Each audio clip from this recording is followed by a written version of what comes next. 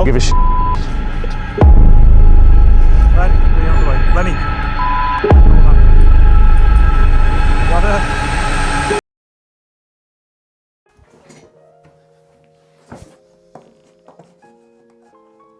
Yes guys, welcome back to another very special video. If this is your first time finding this channel, welcome. This is a channel dedicated to showing real dog training, real transformations, explaining things in detail, why we do things in certain ways, and ultimately it's all about giving as many pet dogs as much freedom and making their world as big as possible done safely. Specifically working with reactive, aggressive dogs, and if you haven't checked out the other videos, go back and do that, because again there's going to be a lot of information in there, a lot of detail in there, and I will stress this is not advice.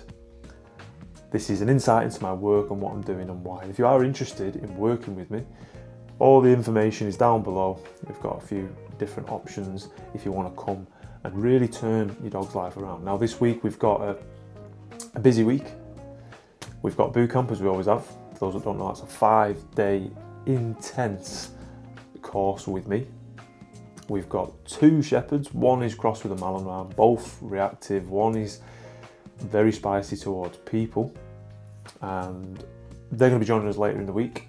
It's Monday morning. It's absolutely baking outside. We just had a bank holiday. The weather is set to get to sort of 30 degrees today, so I'm actually sat in the office, which is really cool. It's in the lower part of the house, and our house is very old, but it's boiling outside. So we're gonna have to be starting early and finishing late for the first couple of days of this week, just to keep dogs safe, obviously.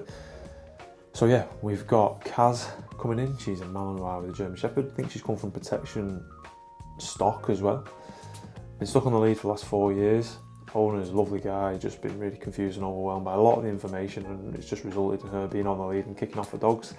Not being able to go off lead, hiking, camping, avoiding cafes, avoiding close proximity with other dogs. So that's going to be the main focus, is like it always is, getting the dog off the lead first, which is the first 2 days are always dedicated to that. And then we're going to focus on getting around dogs, mixing with dogs, giving her feedback around dogs, and getting her in those pubs and cafes so that they can go home and do exactly what he wants to do. Now, later in the week, from Wednesday onwards, I'm going to be having the second dog joining us, and again, for full transparency, this dog has worked with me prior to coming in for a few sessions. So the dog is coming in with e-collar conditioning already done. That's why they're joining us 3 days in, and we're going to tackle getting the dog properly off the lead, dealing with reactivity towards people and dogs. They're going to be joining us slightly later in the week, so we're going to get out early. We want to be done for sort of 9 o'clock this morning to beat the heat. We're going to focus on teaching recall, making sure recall's cool, and start to condition that e-collar with the first dog.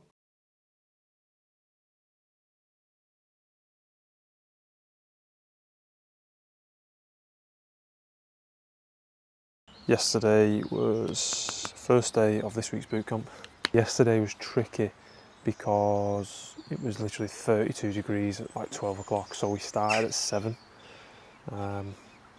Started introducing, first day, so introducing e-collar, conditioning, and then we took a break about 10:30, and then we started up again at 9:15 in the evening. So it's a long day, but we couldn't be out in the heat during the day, just no way, obviously. So it's just coming up to 7 o'clock now. Just been in the gym, smashed a leg session.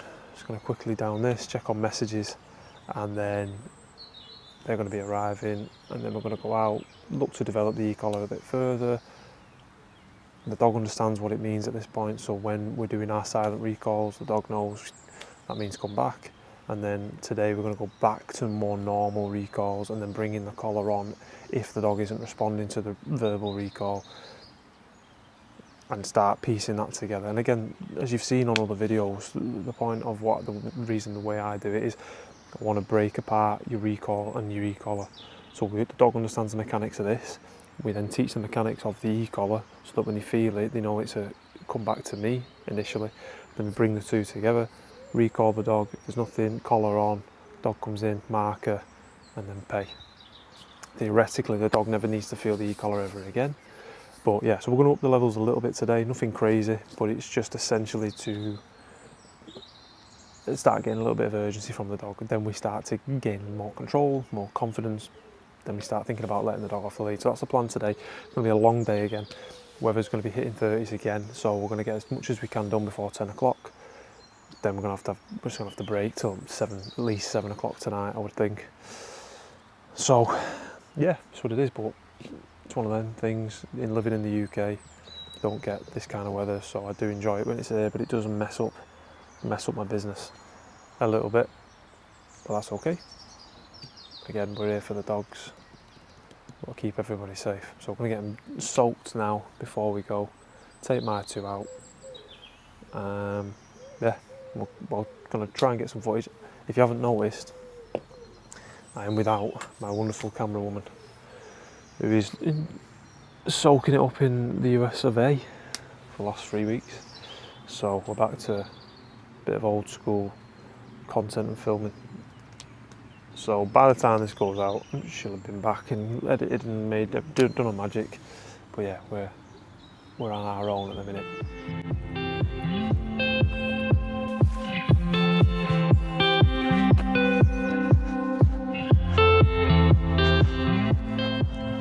Okay mate, so we're all good in here. Just gonna let her off briefly, yeah? So you're gonna be on her for now. It's gonna feel like you're breathing down her neck a bit. Give her a shout. Nice. Yes. Spot on, mate. Nice. Okay. Yes. Lovely. See the urgency to come in now and just sitting down, no messing around in and around you. Yeah, no, that's perfect. That's how it should be. Okay, come on.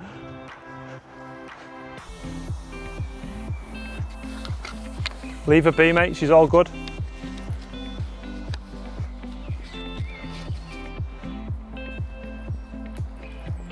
Does this feel weird? Yes. You're doing good, mate. Doing good. Look at her. Lovely. And this is what it's all about now, is just letting her enjoy herself, knowing that you can recall her, hardly using that collar when you are. So let her get out again. Let her, again, no criteria, let her just be. And give her a shout now. Yeah. There we go, couple of taps on the collar. Yes. Marker feed, lovely mate, spot on. Okay, keep moving. Len. Again, let her come out. I'm going to hand this to you in a second. Let her just be, let her just be. Lovely day. Recall her again. Yeah. Perfect. Yes, a little bit early with you, yeah. Len. Okay, mate, turn around. Give her this way. Nice. Spot on, mate. So just to go through the timeline of what we're going to do this week, just to give you a bit of an understanding of like road mapping, where we're going, why we're doing certain things at certain times. Now, obviously to begin with, you've already done your motivation, building your food drive, play, that kind of thing, all of which we're going to develop. You've already got your markers, which again is really, really nice. So the first thing, obviously, we've already started today, is your recall, which is with the collar. We're going to proof that today, tomorrow. Then we're going to introduce our punishment marker. And then typically from there, what we're going to do is start to knit these things together. And then from here, then yeah, we will look at our loose lead, and we will look at our set of work, cafes, pubs, that kind of thing. Just to talk about punishment for a second, right? And punishment, in my opinion, is probably the most misunderstood thing when it comes to dog training. Some people think it's evil. Some people who do use it and approve of it don't understand it.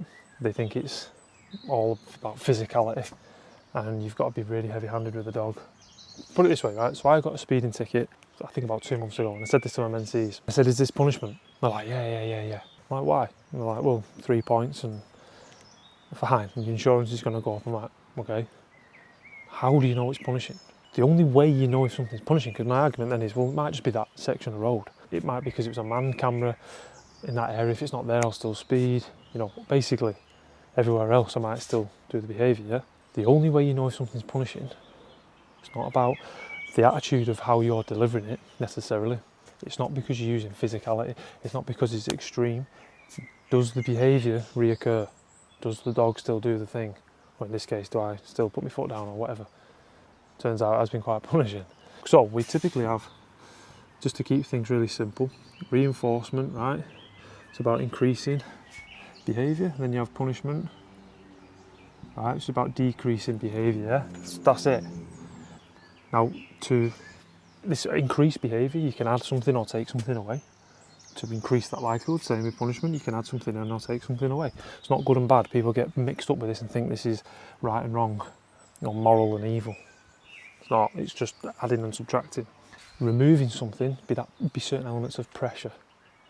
I could be sitting down, the removal of that pressure. Punishment, adding something in to reduce the likelihood. You know, with a dog, it could be squirting them with something, using an e-collar, using a prong collar to add that in to reduce the likelihood. Then you've got taking something away, removing access to something. For me, not playing football on a Saturday morning, the most punishing thing ever. So for me, the way that I think about punishment and pressure, if you think of two roads, if you think of a traffic jam, right, annoying, takes ages, but ultimately you still have success. You still get to do the thing you want to do. Punishment can literally be a small sign saying road shut. It doesn't have to be a head-on collision with a lorry for it to be punishing, but ultimately behaviour is reduced, and then next time it's presented you don't offer the behaviour. Again, these aren't perfect examples, but it's to try and get you to understand that it's not all about the physicality of what we're doing, and that just because you're applying a load of pressure, typically not, again depending on how you're doing it and how you're delivering it, you're probably reinforcing the dog. That's why dogs are still reacting. Yeah, we've been trying to, with the help of other trainers, reduce it, but we've ended up back in reinforcement. We've ended up putting the dog under pressure, and this is people's misconception of punishment. It often needs less pressure than you actually think. Again, body language, your relationship's crucial. Punishment's way more effective if you've got a solid relationship with your dog. You bring values to the table. On our way to another part, just to start generalising Kaz's recall with the e-collar. Again, really nice session this morning. Again, it's coming up to 8:45, so we're just trying to get out, beat the heat, get back in for 10 o'clock and then call it there. But yeah, very happy with where we're at. Again, you can see when she's feeling the collar, she knows what to do with that pressure. She's turning it off straight away, and half the time, you know, Dad's not having to use the collar. It's just the word itself, bringing her back in. And I don't know if I caught it on video, but she was messing around a lot. So when she was coming in originally, on the line, she'd just come in and then disappear and then wander around him and then just messing around a little bit, and the e-collar just tied it up straight away. Coming in, sitting, looking at Dad, like really, really clean, really, really nice. And all this means is it's not all about the aesthetics, it's about just making sure that the mechanics are clean. We then know we've got that control, we can start giving the dog more, and that's effectively what we're going to go do this morning, is get her off, prove the fact that the rules still apply in different environments, just so that the dog understands that this is, you know, it's not just in this one spot near size house, it's everywhere we go. You need to respond to your recall, you need to come back. And ultimately this is a dog that's 4 years of age, and you know, Phil, lovely guy, wants the best for his dog, wants her off lead, been struggling for a long time, like everyone that comes and works with me on boot camp. Super conflicted advice, watched loads of different YouTubes, and then just got a little bit stuck really. She's a lovely dog, she's a bit twitchy with dogs. She's tried to have I wouldn't say a fight with my two, but she's picked a fight sort of as they've been running past, so we're going to tidy that up. We've not actually even addressed her reactivity as much yet, and you can even see already like the change in the dog because she's now got a lot more freedom. Give her a shout, mate. Kaz, here. Yes. Lovely. Good. Nice, really good, mate. Okay. Lenny, come here, mate. Yeah. Yeah. Good stuff. Loves the squirrel, that lad. Loves the squirrel. Let's go and get these doggies in the river.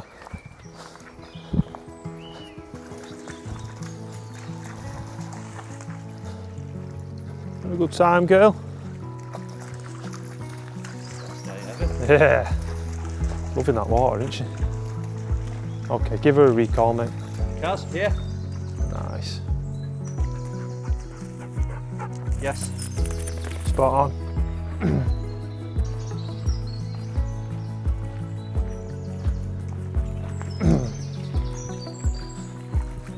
Oh. Bit deep, that was it. Bit deep. Oh, it's minging in there, girl. Come on. He's having a great time.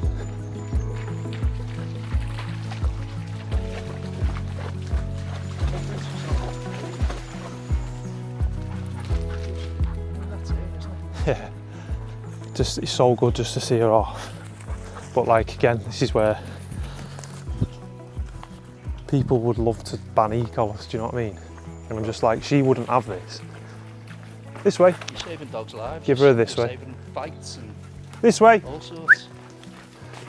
But people would happily take that off her, all in the name of, you know, politics. She's got cars here. There we go. Yes. Lovely. Spot on, mate. Perfect. But even in then, when she's on one, bouncing through the water, you know, arousal's high, still listening, still being sensible, mostly. She's very giddy. Cars, leave it. Recall. Hey. Recall. Cars here. Nice, well done, mate. Good girly. This is where tomorrow we're going to bring that punishment marker in so that there we're not reliant on obedience, you know, like a round len. We can just start to think about using that punishment marker if we need to. All right, mate, just play with her as you do. Let's have a little look. Go steal that toy. And then she brings it back, start the game again. Go steal it. Okay. Nice. Lovely, mate. Right, I'm just going to interject. Not doing anything wrong, I just want to show you a couple of things. So, first thing that I do is, you want to play on the lead, which seems a bit weird, just initially. Oh, Alamar. When we're playing, you're doing some nice stuff. What you want to almost pretend is, Kaz, you want to pretend that the dog's not allowed the toy. So as she's coming in, and a lot of the time what we want to do is move away from the dog. And then I'm going to let her win. And then when we're playing, we can bring in that element of competition, like you were doing. So testing that grip, pulling her up, bit 50-50. And when I can feel that she's putting a lot of effort in, and as you see there, she's giving up a little bit. So make it nice and easy. When she does win, I'm going to move. And if she doesn't bring that toy with her, I'm going to chase it back and try and win it. Yeah. The point being that this needs to be a two-player experience. So with play, and even when I got involved, like, didn't spark her up that much. So again, she's a bit tired, she's a bit warm. The way I think of it is it's a two-player experience. So like, I could pick anything up with Len and he'll want to play with me because it's the experience of we get to wrestle, I'm going to make you miss. And it's like any game, it's like, obviously we talk a lot about boxing this week and stuff like that. There's a lot of risk involved, obvious risk involved with that. Slipping something and avoiding, very reinforcing, like it's a good feeling, isn't it? But then even if you look at football and rugby, it's derived on penalties, not penalty kicks, I mean penalties of going out of play, fouls. There's elements of boundary, yeah? So therefore there's risk. Yeah. However, sometimes if there's too many rules, I'm bothered. So there's a bit going on with her there as I was moving, and I was making a miss, and I got her riled up, and then after a bit she was thinking about checking out, so then I let her win. A lot of the time we want to be moving away from the dog, rather than coming in going, oh, please play with me, please play with me. We want to move away, make a miss, let her have it, let her win. Oh, you're so strong, move her away. Then typically what I want is her bringing that toy back to you to go, Dad, let's do that again. Because at the minute she's sort of coming back in and then going, and we go and get, and then she's sort of running. But we'll tidy that up. But ultimately, the way that we build that is by creating this experience here. You check out the game and she's like, no, I want to do it again, and bringing you the toy back. And that's typically how you then build fetch as well, because you take this and go it out, and the dog's like, oh, I'll go and get it, and I'll bring it back to Dad, and then can we do the thing again? Whereas a lot of people, they get stuff and they throw it and they expect the dog to just work it out. And particularly with her being the breed that she is, to have that outlet, yeah, to feel like she can chuck herself into things, but it's appropriate. Does that make sense? Yeah, not too easy, not too difficult. Yeah. Ah, good doggies. Yeah, good day that, mate. Really good day. Very happy. All making sense, yeah? Happy? Still freaking out? You're doing great. But yeah, this is what we need tomorrow. We're going to work more on that punishment in terms of just, again, reducing that reactivity, nip it in the bud, because she can quite clearly be around dogs. Yeah. We just need to now generalise it, and the way that we do that is being able to add something in. We've been talking about adding to decrease behaviour. We were talking about that yesterday. So we add in that punishment marker when she does the thing, then to decrease the likelihood of her going, I'm going to pick a fight with that dog as well.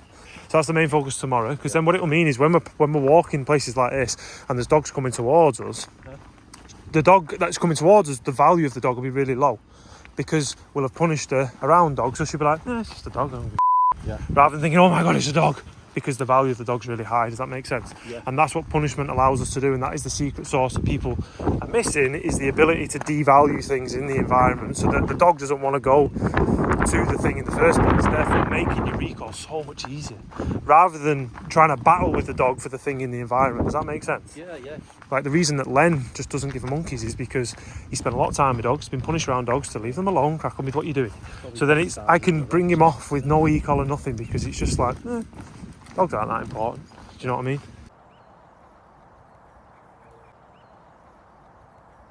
So yesterday, spent some time at the bottom of the garden. Through the gate, down the bottom we have a river. I've just been building a little terrace, might be pushing it, a little sort of patio area. I'm just going to show you what we've done. It's a nice area to sit and chill, get a coffee with the dogs. Come on, Chilly, come and show you.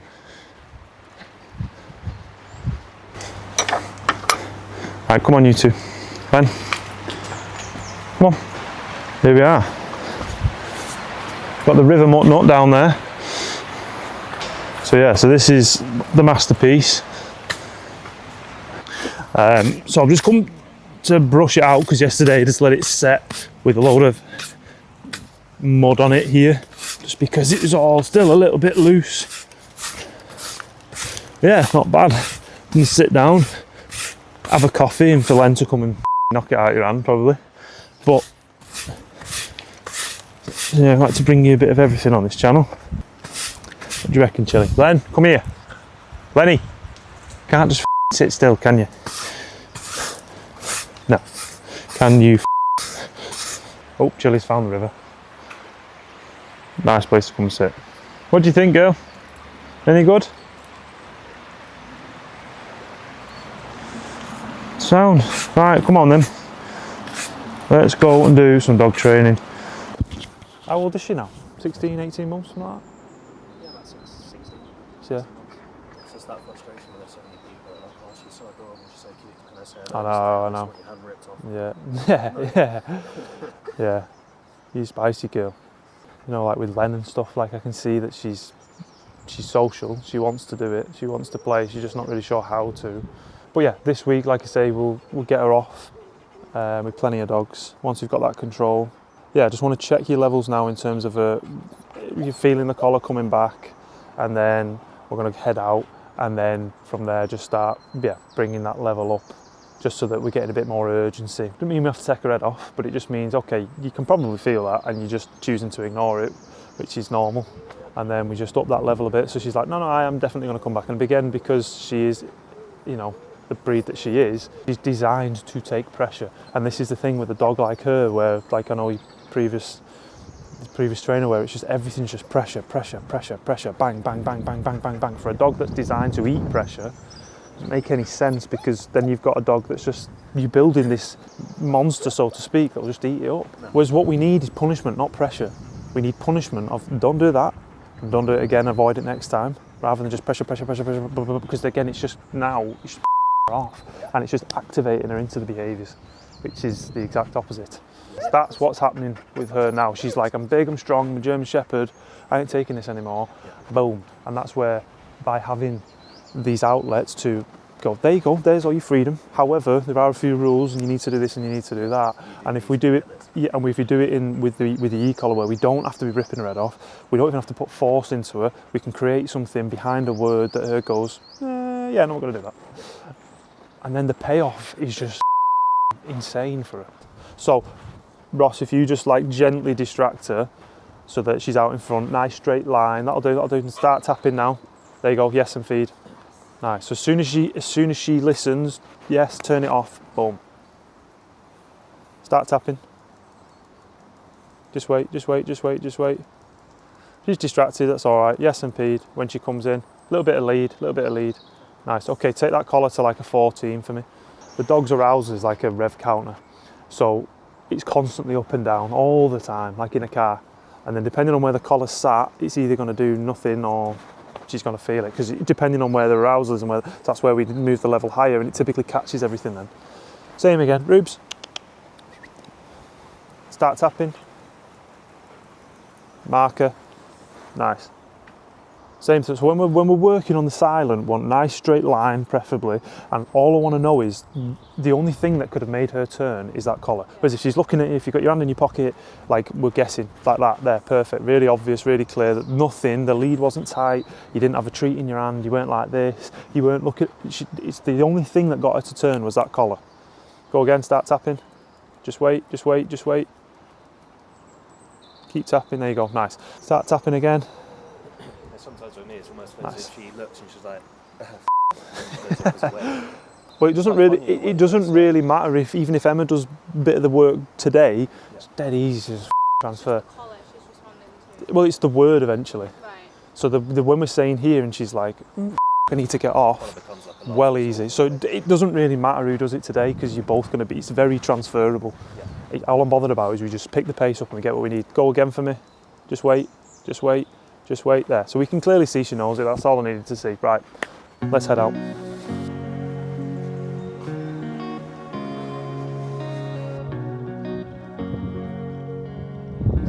So we've actually got another German Shepherd who's joined us today, as you've seen earlier. And she is a little bit spicy. She has sort of been reasonably aggressive towards people before. She's definitely social with dogs. She's just very reactive. I wanted to come from another trainer where just loads of compulsion from 6 months of age, on a prong, giving her a lot of no play, no real food, no real motivation ultimately. So we've got a dog that's panicky. She's now pushing through pressure. The pressure's just her off. It's no longer punishment, and it's just activating into certain behaviours. So we're here today for the next 3 days to get her off. She's conditioned to an e-collar already. We're going to get her off, give her that level of freedom, start properly punishing her in certain situations just to reduce that reactivity, so that we can then give her more freedom.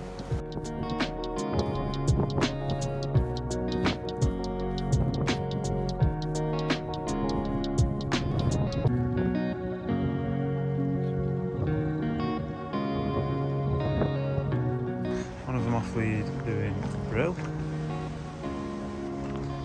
and then we got trouble behind. It's not far behind.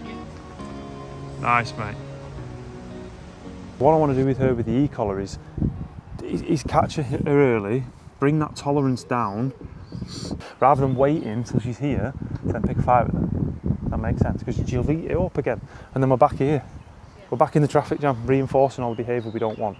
And that's where people think that you've got to then overcome. I get so many working dogs coming in, sport dogs, protection dogs coming in, and they've been smashed on an e-collar, smashed on a prong collar, and I'm like, it doesn't make any sense. All the dog's behaviour has been created under pressure, and we're adding pressure. It doesn't make any sense. We need to be able to get through to the dogs, so particularly with their like interest in other dogs and potentially trying to kick off with people. The other thing to mention is value and motivation works in two directions. You go to work hopefully because you like your job, you get paid, but also you go to work to prevent someone knocking on your front door saying give us your house back. Same with motivation. You're going to be motivated to do something, but you're also going to be motivated to avoid something. When we're thinking of things that she values, when I say value, it doesn't mean she loves. She values. You value a court summons, you value your paycheck or your holiday, or a speeding ticket. You're going to value it because ultimately there's consequences, good or bad, behind it. So then when we're thinking about, say for example with her, dogs, let's just say they're 100 quid in value. Then you've got people, maybe less, maybe like 50 quid. Again, doesn't mean she loves them, because she obviously doesn't. Right, then you've got runners, I don't know, 40 quid. You can see where I'm going with this, like... Squirrels, £500. Alright, squirrels,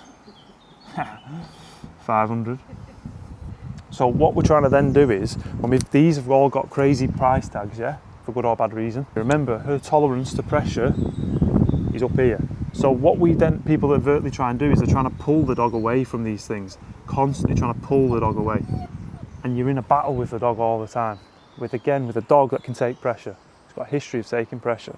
So all we're going to end up doing is tying ourselves in knots, trying to keep her away from these things, which she really values, and you're always going to be in what I call obedience. Whereas what we're going to do this week is that devaluing these things so that they're nowhere near of much value. Does that make sense? And that's where your punishment comes in.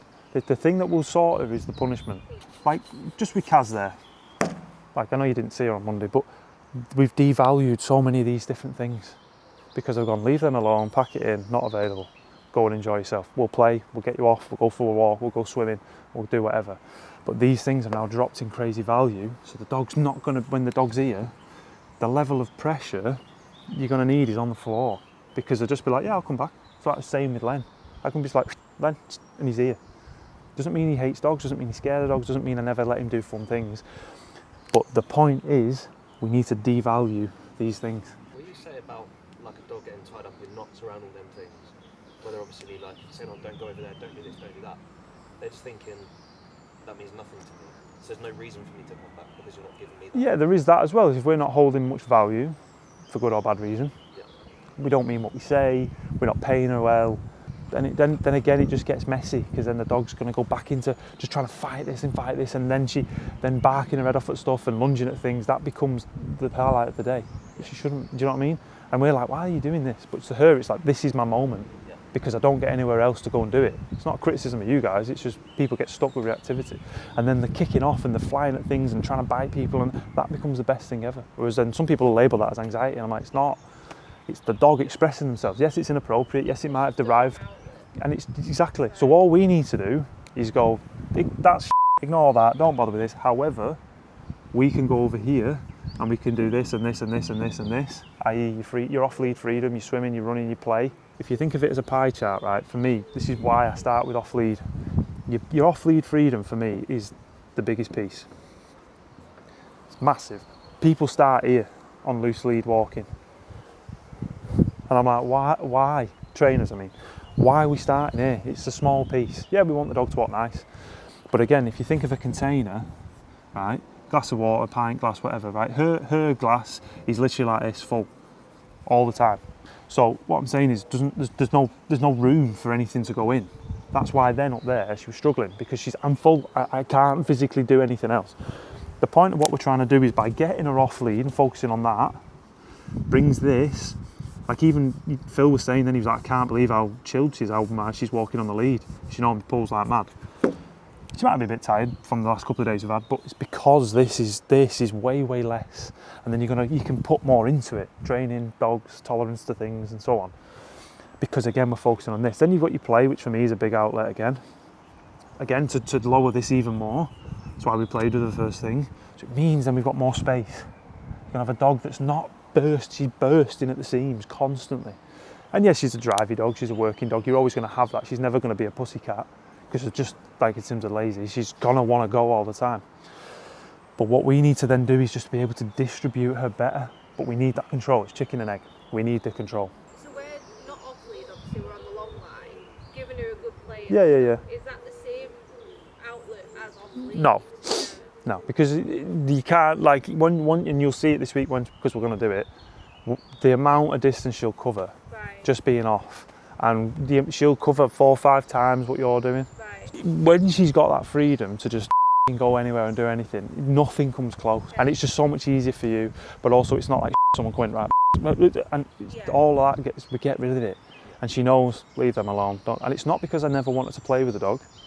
It's because right now, the big picture is I need control of you. Once I've got control of you, I can give you more. What we're going to do now is, we're going to just give her a little bit of a shave, because I want to make sure we've got contact. So sorry to keep drawing, but when we're on that collar, depending on where her arousal is sat, so if, say for example, if her arousal is here, right, and the collar's down here because it's dead low, like there's a big disparity, so you're going to get nothing.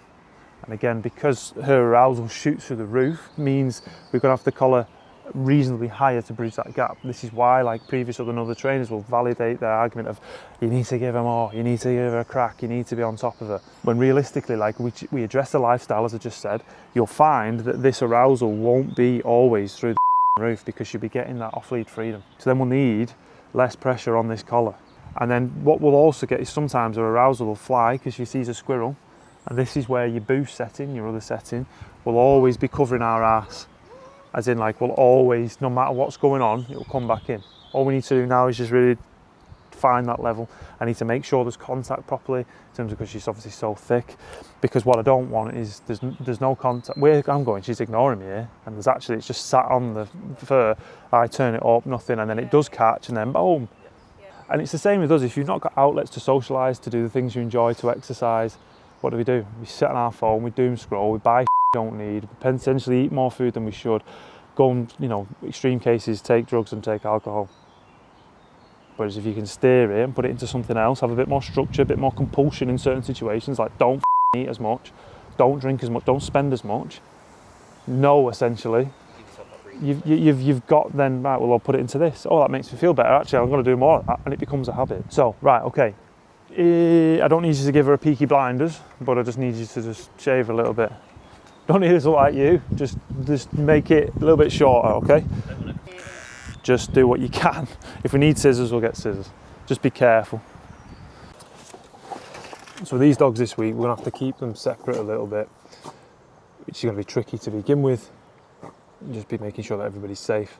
Particularly with Ruby, because she isn't too happy with people. It's definitely motivated by dogs. Excuse me, whilst I eat my Weetabix. So just took them for a break now. And we're struggling to get contact with Ruby on the collar. And again, I'm just trying to make sure, A, we've got contact, the dog can feel it before I start turning it up, because I need to make sure she does know it, and we've had some where I can, like, yep, you've definitely felt it. And she's come back and she's, you know, rewarded and so on and so forth. Come from a high level of compulsion, which is again so frustrating, because this kind of training gives e-collars a bad name, it gives trainers like me a bad name, thinking that we just smash dogs up. It's far from it. We use punishment when we need to, and yes, we create aversive and the dog wants to avoid it, but it's quick. It's quick, the dog gets it, it's clear, we move, we crack on, we give the dog more freedom. Whereas people are trying to punish, but just smashing the dog up with high level pressure, which is therefore reinforcing the behaviour they're trying to stop. Typically, it's taking the dog to the gym, it's putting the weight on, still getting success, even more weight, still getting success, and you're just creating a massive amount of tolerance. Let me just show you what Len's doing. He's having a good time, bless him. All right, mate. Bruv. Big, scary protection dog. You good boy? Yeah.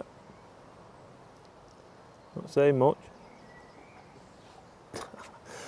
And like Len's a good example. We do our bite work. You know, he's used to pressure. He deals with pressure, but then I don't need it a lot because he understands it. He knows exactly what's being asked. He knows what to avoid next time. I can pay him into other behaviours and so on and so forth. So, anyway, I'm going to eat my Weetabix. Cutting at the minute. Marbella in a few weeks. Me and Mrs. Mutnut will go in for a baby scan, which is very exciting. It's actually our 20-week scan. This is the second 20-week scan we've had because little nut was in the wrong place.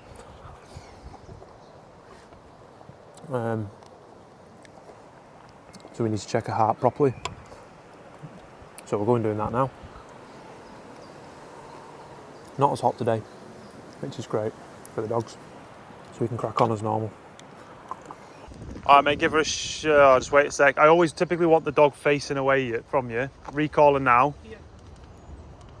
Marker. Yes. Hey, oh bless her. Okay, so we can see that she's feeling that collar. Make sure she gets fed. Nice. Eating better, which is great. Let her come out again. And without sounding awful, now we've got contact. Music to my ears, honestly. Because that was at 17, I've dropped it even more now. So it just means we've got all that collar to work with. So we're just heading to the dog park now with Kaz, the first shepherd that we've seen.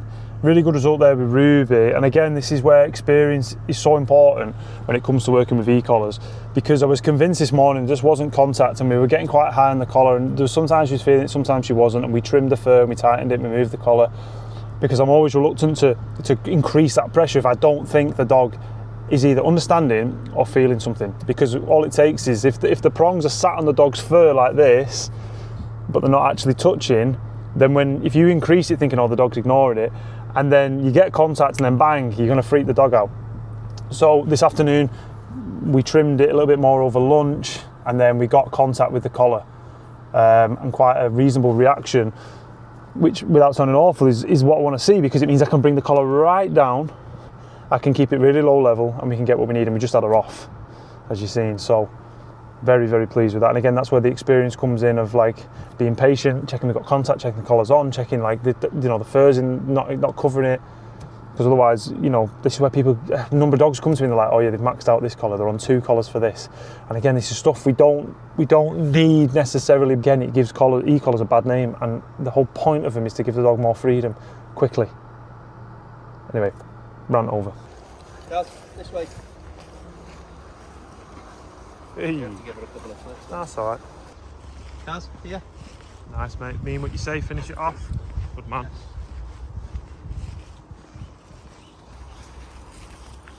Go on then, girl. Just feel a bit intense. Yeah. We're going to loop back round and do another lap of the park in a minute.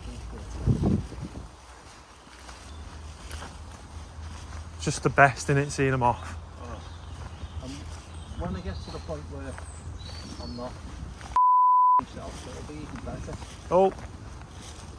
Oh, she's just go and grab her, mate. Len, come here out the way. Lenny, you got her? So we're about to head out, full team. We've got more dogs here now. We've got Bob the collie, you might have seen him on Instagram or other videos. He's here to help mix it up a little bit. We're going to go up on the tops.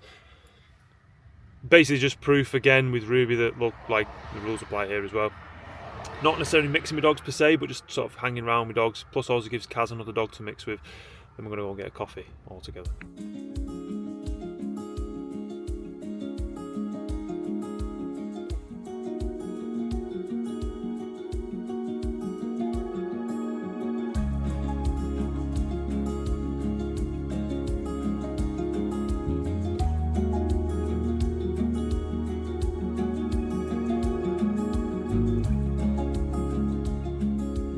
Rube's at the back there, bless her. All okay? Yep. Freaking out or not? Yeah.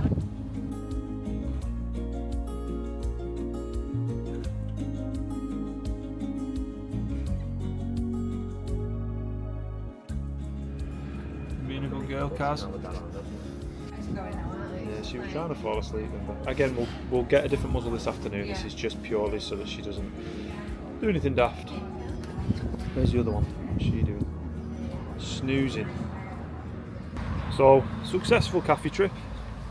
I just want to make it clear that the muzzle that Ruby had on was just one that they had in the car. They went and bought one last night, but it was a Baskerville, but it was too small. So we just stuck it on then just to keep everybody safe in the cafe. And there was actually more room in it if you needed to throw up or anything. But they're going getting one now on lunch. So we're going to be able to use that this afternoon to keep her nice and safe. There she is. And this is what I want you doing, mate, when you go home, is just referee her a little bit around dogs. Don't have to constantly recall, but just referee a little bit, depending if you don't know the dog. Like, oh, sorry, Ralph. Every time I film, he's having a I know. Every story, it's him. Just say the word. That's fine. Don't punish her. See how the word's now holding value. We don't have to touch the e-collar, yeah? That's just about it being fair, in my opinion. You say the word, she stops. Now, I know, obviously, I'd like to spend time conditioning the muzzle. We just haven't got that time right now. And the lesser of two evils is get her off with safety. Does that make sense? But going home, I want you to build some positive associations with the muzzle. But for today, I think if you could ask her, do you want to be off lead or do you want to spend time sticking food in the muzzle? I think she's going to pick off lead. Does that make sense? Yeah. That's it. Just referee her a little bit. Happy girl. You going to bite me or are we going to behave? Oh, we're going to behave. Nice. Nice. Can't quite believe it, I don't think, but... So we're at the park.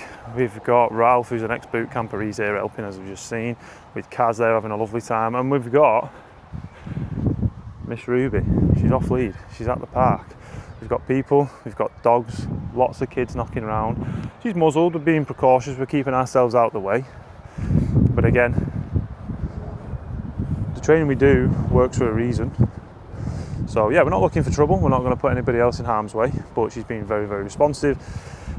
She's listening, she's actively avoiding, which is crucial. Some people won't want to hear that, but she's actively avoiding making certain decisions because we've punished her and we've just created that clarity, that boundary. So now, a dog that was trying to bite me on day one, other people, he's now been allowed a certain element of freedom, which is what this is all about. Create consequences, create boundaries, and then get the dog off, give the dog as much freedom as possible. And that's what we're looking for. Leave her be, she's sound. She's thinking as well, she's checking in, she's being good. This is what it's about now, yeah? This is what I was banging on about at the start, was she needs this every day. Yeah. Controlled, so that you're not flapping, you know she's going to behave, you know she's going to be a good girl. But then this is what's going to change her as a dog in terms of change that behaviour, yeah? And even there you can see her thinking and watch, you know, about the other two. And the more we start to, yeah, she doesn't like the muzzle, but the more this starts to happen, we start to distribute all those big feelings. It's not going to fix her reactivity, but it's going to massively change. So the guarding and stuff, the resource guarding at home, you'll see less of it because she's getting more of this. And then we can bring, obviously she's got lovely play now, we can bring her play into it as well. So you can be here playing with her. We have to be careful because of the muzzle, but yeah, this is what it's all about, bless her. We just got a dog behind us, so we'll just keep an eye. She's all good, but at the park we've got to be careful because people will not have control of the dogs. But I come here deliberately for that reason, to expose us to those problems in a controlled way. So when you go home, it's not like, oh, we've done this before, it's fine. Come on, girl. Kill him too. Bit of flirting going on, I think, over there. The dogs, that is. Just make that clear.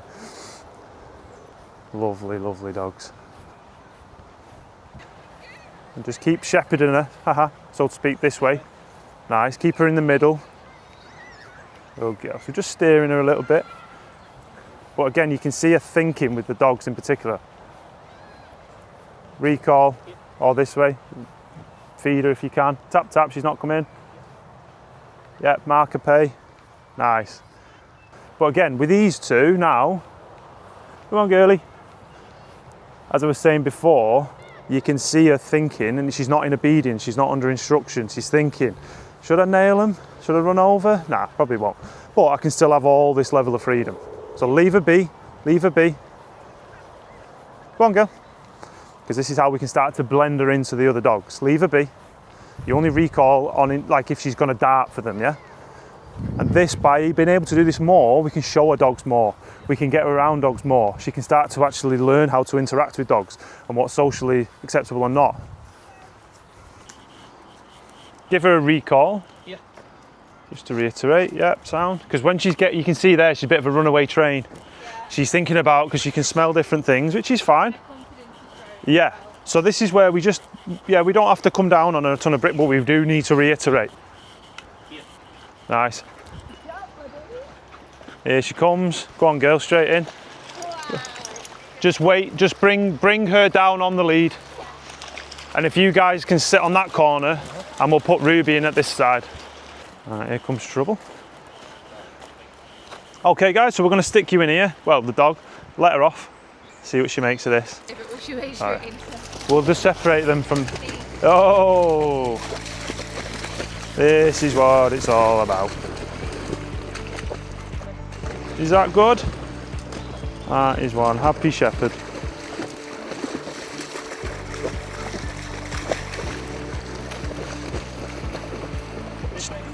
Nice, lovely, mate. There we go. Is that good, miss? Is that good? Bless her.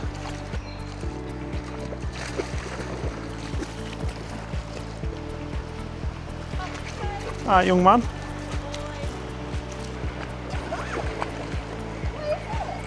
No kissing in the water. Kisses. So just sat in the beer garden and I'm waiting for these formerly reactive dogs, and I've deliberately sat here so that they come in on their own. Let's see how they go.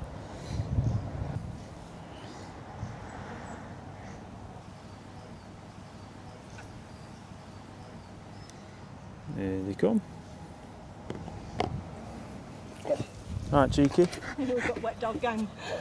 Smelly wet dog. Yeah. Stinker, she's got Oh yeah. fairly long She's a good doggy though. She's a good one, man. Yeah.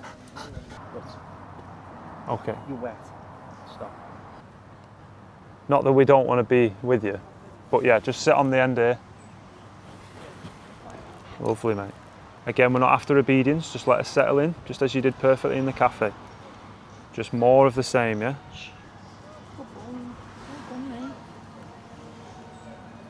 Young man. You're just going to be an alcoholic now, aren't you, girl? Now you can go to the pub. Hey, what do you?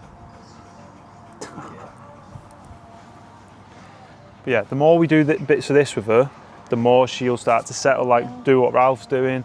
Yeah. Like he'd never been for a lunch. He went for his first lunch about 2 months ago. I said to Simon, we don't need to do the cafe and pub stuff because it's just stuff we don't do it. Yeah. And like now, we're out for lunch all the time. Always and out for cafes, lunch, you wouldn't believe it. Coffee shops. Because you couldn't do it. Ralph absolutely thinks he owns Starbucks. He walks in like, Got I'm his- here. he's Where's got his my own- pop cup?" He's got his own parking space, the lad. Hasn't you, mate? Your own Like, parking I'm a space. shareholder. Yeah. But yeah, joking aside, the more she does this, the more, like obviously at the minute, she's on one, so her heart rate's through the roof, that's why she's panting. Yeah, so she's not necessarily loving it, but like the more that this happens, the more it becomes quite boring. The whole point of settle work is it wants to be boring. We're not trying to build crazy value in it. It's just like, yeah, it's, you know, not much happens. We've been for a walk, we've been off lead, I'm pretty tired, bang. Whereas at the minute she's thinking, what about this, what about this, what about this, what about this, what about this? So it's normal, we're not, because she's not seeing these things all the time and she's so nervy and jittery. It's movement. Yeah. Movement, innit? Yeah, so, and again, because she's on a lead, probably that's sounding more aggressive than it actually would be. She's like I say, she's just doesn't really know what to do.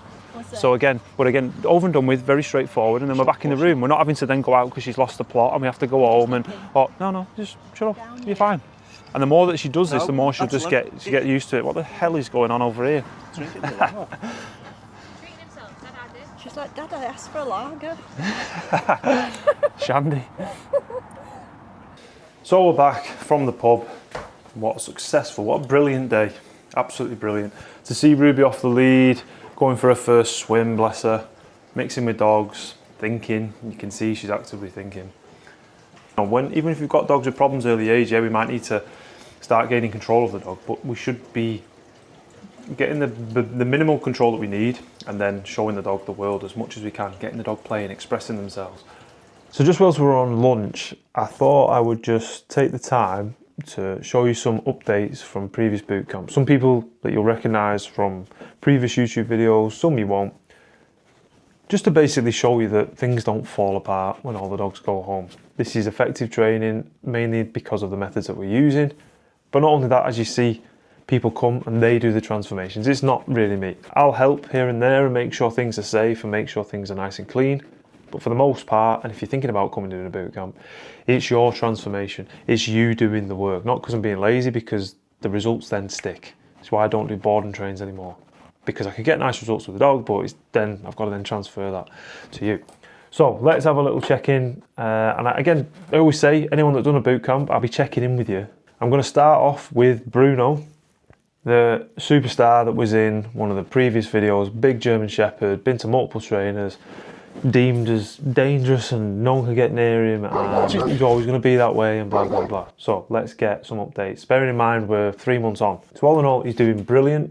He's spending a lot of time at the pub, which is great. Previously never been able to do. Off lead every single day, not kicking off. So even there's a comment here saying there was a dog opposite.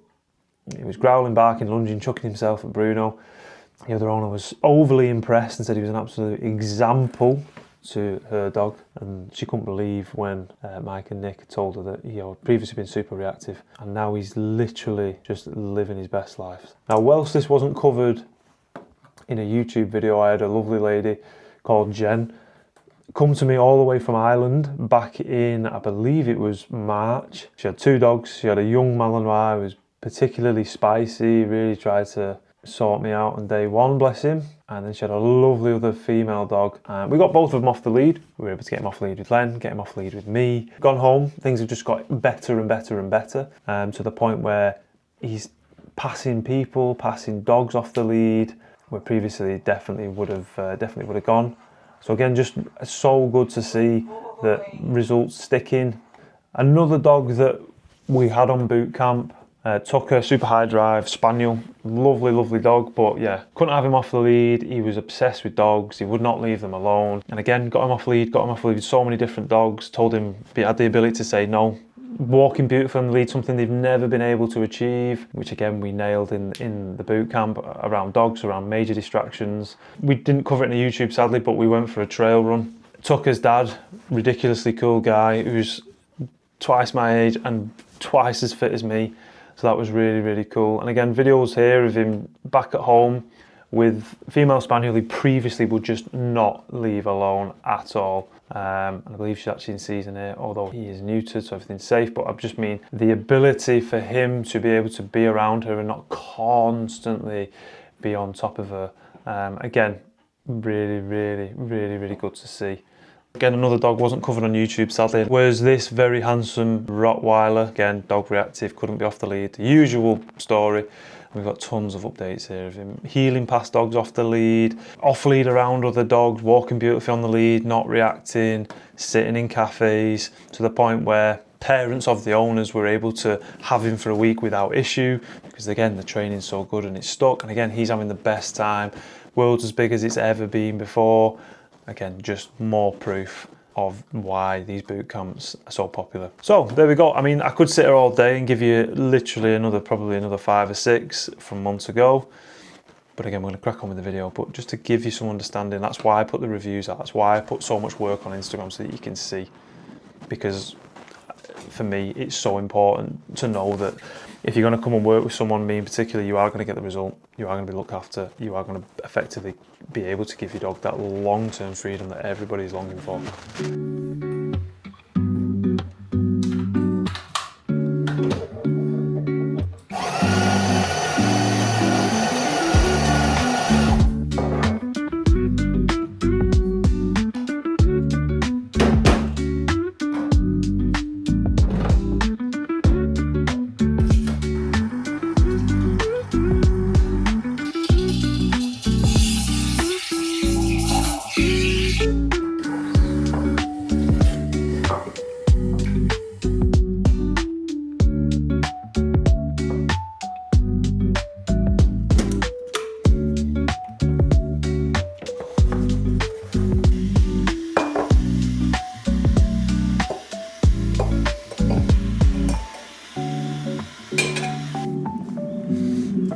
You good boy.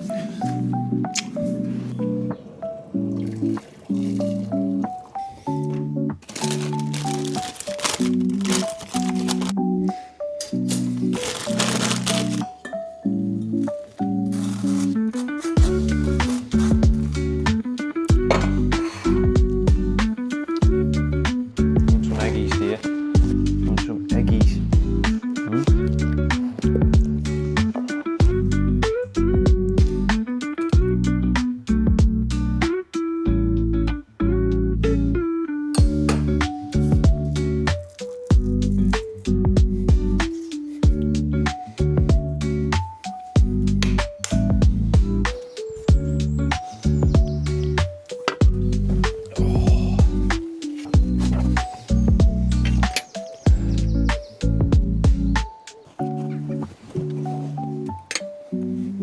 So, last day of the boot camp today.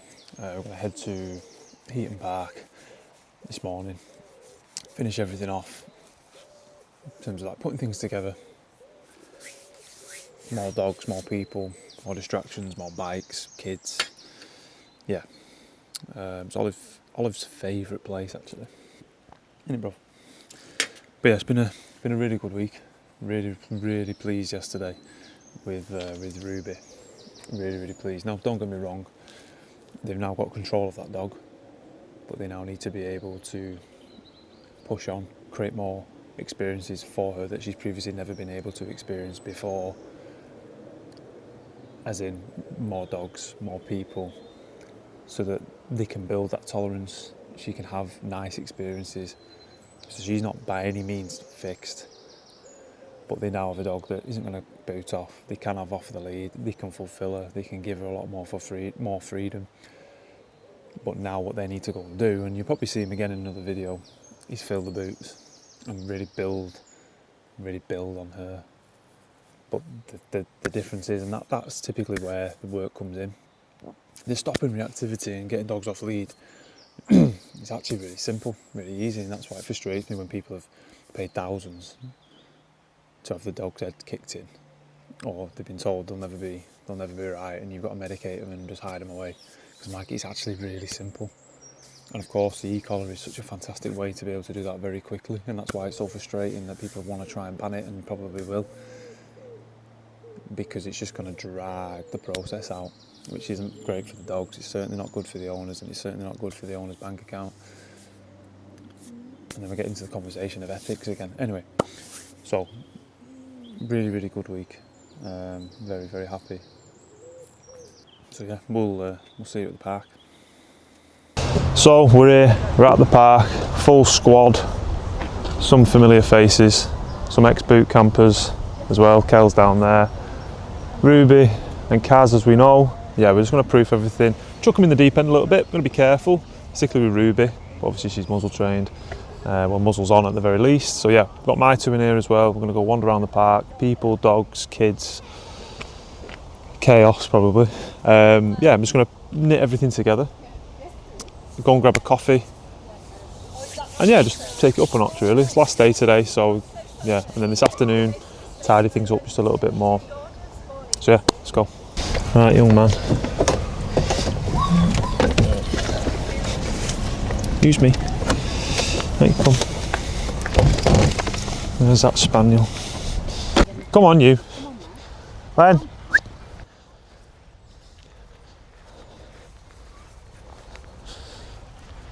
This way, Len. So literally every single one of these dogs, 1, 2, 3, 4, 5, 6, 7, 8 if you're counting my two, has been through similar process.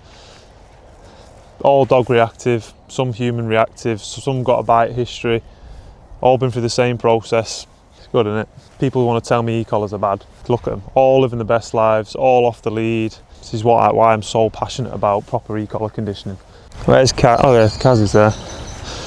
So we've got 1, 2, 3, 4, 5, 6, 7 reactive dogs, mixing, behaving, except mine. Potentially look at punishing round squirrels. Again, the punishment is to devalue. It's not like it's just it's not like a political thing. It's just to devalue the squirrels rather than having to constantly use obedience, because the point of devaluing and using punishment is the dog is then proactive, like all of those dogs there, making good decisions. Excuse me, Len. Come here, dog trainer's dog, come here. Thank you. So independent. We're going to go through the woods. Guys at the back, I'll be with you. So yeah, just making sure we're on top of everything. Let's go.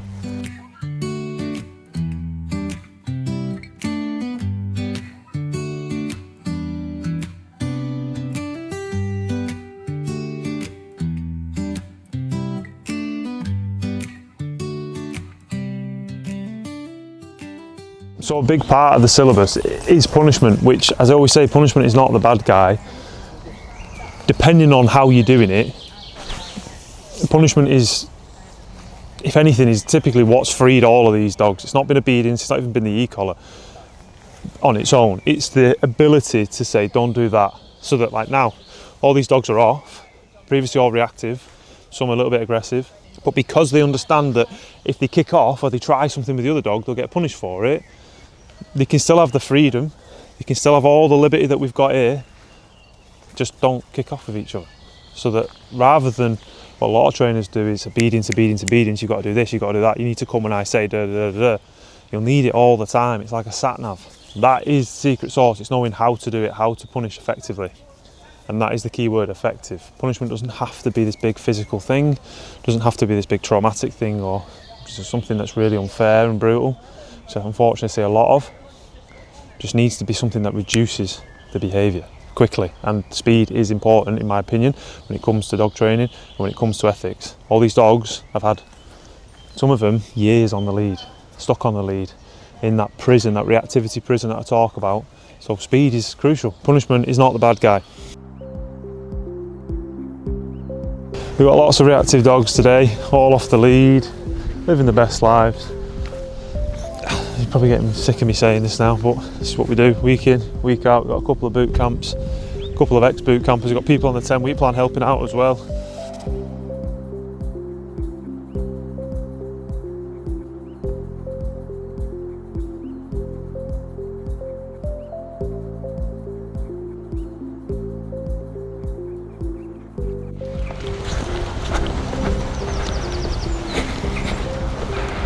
Nice, mate. Yes. Lovely. Sweet. You're already recognising when you should have done this or when you should have done that, do you know what I mean? Sometimes they give the wrong command. That's been there, it's just proofing that the rules still apply. And again, you did great.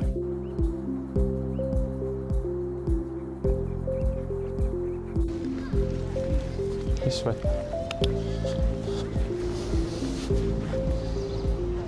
Like, watch her thinking. Be ready to go if you need to, but watch her thinking around the dogs. Recall, okay, it's fine. So that was perfect in terms of getting her back. You don't give a shit. If she was to do that again, keep her off. If she was to do it again, then we'll punish, yeah? Glenn's been muzzle punched many a time. Even then, I'm not even convinced that was aggression. Yeah. I think it's more like I don't really know what to do. I'm giddy, excited. You've got to remember as well, the whole time she's been here, just trigger stacking. Yeah. So she's just building and building and building and building, which, to be honest, is unavoidable initially. Or we just take forever about it. Whereas for me, I like to get in, out, and then give the dog what they need. Do you know what I mean? So don't be flapping about that on your lunch now. Like, just let it go. Just let it go. Like, which is, we know that she's capable of doing that. You did the exact right thing. You recalled her, you got her back, and then we punished her for that intent again. So what I'm saying, like, none of this is magic. We're gonna have little bits and bobs. We just want to minimise it, obviously. Yeah, and the more that she can come and spend time with dogs in a controlled situation, i.e., like I say, then you use less and less and less, and then you'll see that social side come out of her. That's what I'm saying. This week is about giving you the control. I can't give you a new dog. I can give you the control to then be able to, just from there, just compound effect of just, yeah, getting more used to it, getting better. She'll be panting, she'll be less stressed the more we do stuff like this, because she'll just be like, I've been here before, I've done this. Because at the minute it's like, oh my god, this is up here, and when you're up here like us, you make decisions because you're emotional. Yeah, of course. But I think she did great. Again, this is why, like, everything I do is scripted, everything. That's why I've got you at the back, so I've got the dogs at the front, so I keep all the dogs forward, because things like that can happen quickly. Thankfully it was Len, it was all good. So don't stress about that. We know that she's capable of doing these things, so I'm not surprised in the slightest. Like, I'm amazed you've only had one incident. That makes sense? I'm kind of glad that it did happen. Yeah, I am. I want it to be hairy, because then it's like, you reacted perfectly, you got the dog back. That's what I'm saying, keep her off. Go again, and then we punished her. Then we get a bit more thinking, that's all it is. So it's real. Yeah. It tells you everything else before then is real. How did that feel? For the most part? Not that bit, but just the rest of it. It was good. Yeah, she did great, passed a lot of different things. Yeah. We know Len secretly laughed then as well with Sid Flat. Really? He doesn't give a He won't have even noticed. We're here again, that time of the week. We're all done. The dogs are off the lead, walking beautifully on the lead. We've been to cafes, we've been to pubs, we've mixed with God knows how many different dogs. Dogs now have clarity, they have yes and no, they have the off-lead freedom, so that they're getting their needs met every single day. They're being satiated every single day. They're not in this desperate mindset of needing more all the time, and that's where the frustration has been building on the lead. Now, to be clear, these dogs are not new dogs. We now have a new system in order to be able to control the dogs, to reward the dogs, to give the dog feedback, so that now they can go and provide them with new experiences, so that we get the dog into new habits. And because these guys have done it, I've not done it, I've hardly touched the dogs. They know what they're doing, they can problem solve when I'm not there, should they need to. And that's the whole point of the boot camp. That's why the boot camps are so successful. We do it week in, week out. It's because it's training the dog, it's It's really training the owner. So join us again, guys, for another video. Plenty more to come. Thanks for watching. See you soon. She was reactive towards other dogs. I was having to worry about if there's a dog going to come round the corner, pick and choose where I was going to take her on walk. I was hoping it would work. I've seen you do it before, and I know you could do it, but until you actually see it for yourself. I thought maybe she'd be off lead by Friday. She was off lead Tuesday morning, which was amazing. You know, your instructions good and clear. It all starts falling into place. Well, now I can let it off the lead with confidence. I can take it out with confidence. It's opened up a whole new world for us. The whole reason I got it was so we could go walking, hiking and camping, and now we can. Me and Kaz are so much happier. She's got freedom. Stop thinking about it and just do it. It works. The only thing I regret is not doing it sooner. I don't know who enjoyed it most, me or Kaz.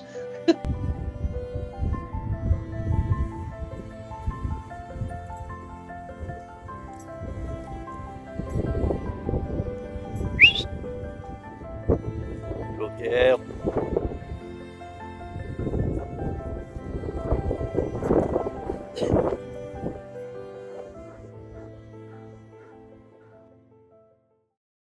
It's going to sound horrible. Got to a point where the relationship specifically between me and Ruby wasn't that great. The stress, the anxiety, the dread, taking her out on my own, thinking what's going to happen, what's going to go down. It's almost like flipped on its head. Whereas like today, this morning, got up and said to Emma, look, should we take her out? Emma said to me, like, you've never said that before. It's always Emma saying, should we take her out for a walk? Should we take her out and do this? Whereas now I'm like, should we go here and do this and take her out? And looking forward to, you know, seeing her run around and enjoy herself. It's almost like 180 itself. Before all of this, I would have been like, oh, here's a picture of my dog, and that's it. Whereas now I'm like, have you seen my dog? Have you seen what she's doing? She's running around, she's being an idiot. She's running across the field, she's off lead. She's picking around in the river. Like actually speaking about her with pride. It's weird how it's kind of changed my mentality and that excitement of actually wanting to go places with her and being like, yeah, we'll take her away on holiday. It's crazy how quickly this has turned around. If there's people out there that were in the position that we were in, do it. It's the best money that we've spent, and then ultimately giving her what she deserves as a dog.